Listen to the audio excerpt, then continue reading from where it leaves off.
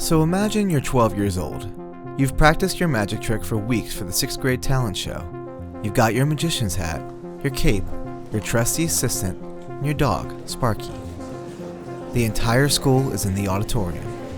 You are on stage, beaming with confidence, and announce, "Now I shall make Sparky disappear."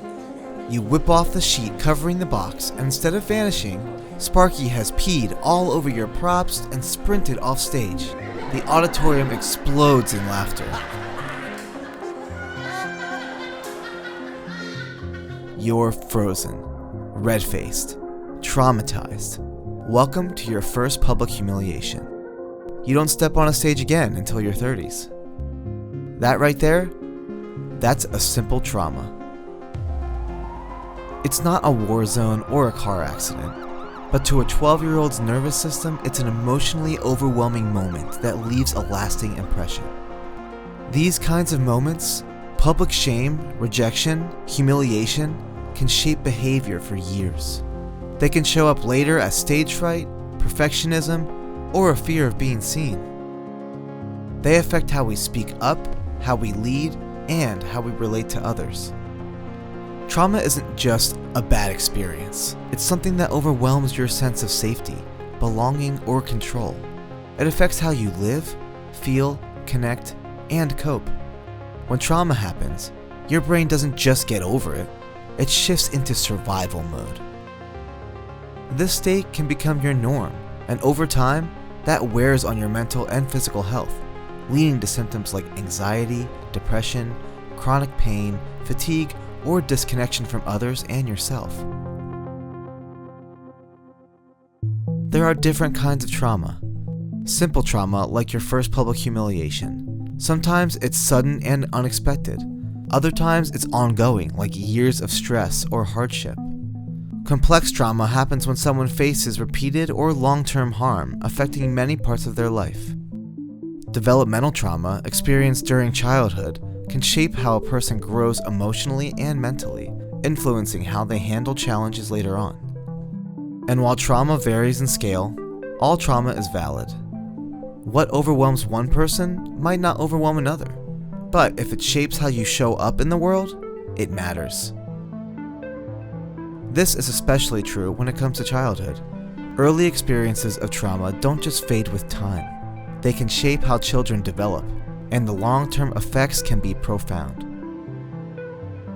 In fact, in the late 1990s, researchers conducted a groundbreaking study called the Adverse Childhood Experiences Study. They identified 10 types of early life trauma, including physical, emotional, or sexual abuse, physical or emotional neglect, growing up with a parent who has mental illness, substance use disorders, incarceration, or domestic violence, parental divorce, or separation. Each type of adversity counts as 1 point on your ACE score. The higher the score, the greater the risk for serious issues later in life. Things like heart disease, addiction, depression and anxiety, risky behaviors, even lower life expectancy. Now, back to our 12-year-old magician. Would that experience alone count toward an ACE score?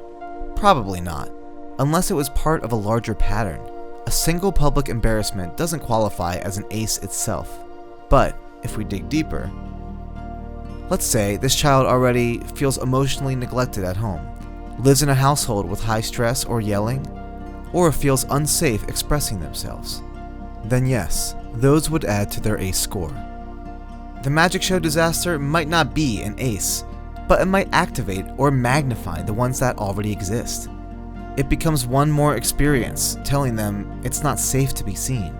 Your voice isn't welcome. Here's the important part.